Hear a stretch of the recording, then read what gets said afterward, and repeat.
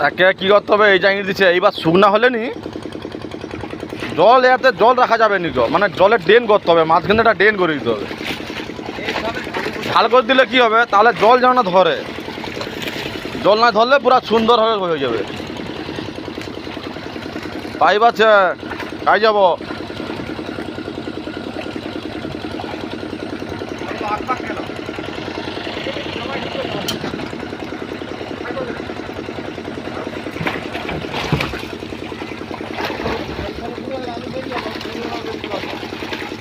তুমি দাঁড়াও ওখানে, আমি ব্যাক করে ওখানে ঢুকাবো, তুমি মোর আগে থাকবো নাকি।